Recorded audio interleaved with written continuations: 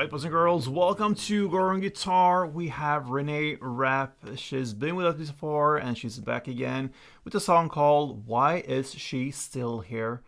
And the answer is because she's great. That's the reason. Now let's go into the song, and you can see the capo here on fourth, absolute best scenario for us, easiest chord possible. We have these 4 chords rolling in the same way through the entire song. So let's start with the chords. We're gonna start with E minor. So E minor goes open E, second A, second D, open G, open B, open E.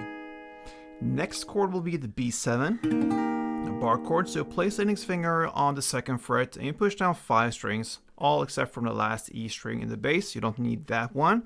And then you need to add 4th on D and 4th on B. Next chord will be C, and that goes 3rd A, 2nd D, open G, 1st B, open E, and the final chord is G. That will be 3rd E, 2nd A, open D, open G, 3rd B, 3rd E, and there you have the chord progression. E minor, B7, C, G. Now let's go into the strumming, and it will be a total of 6 downs. It goes like this. And notice I'm playing on the bass strings for all of these downs except from the 4th down.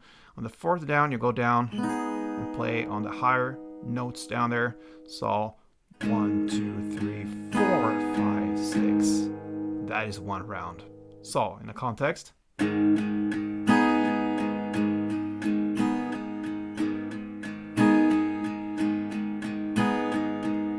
All right. And guess what? You're gonna play only 1 string around per chord in the order we learned the chords. So E minor 1, B7 1, C1, G1, and that goes on and on and on like this.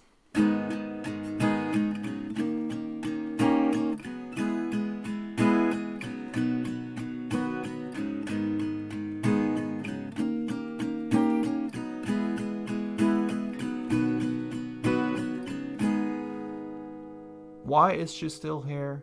Reneé Rapp. Thank you for watching and play tune.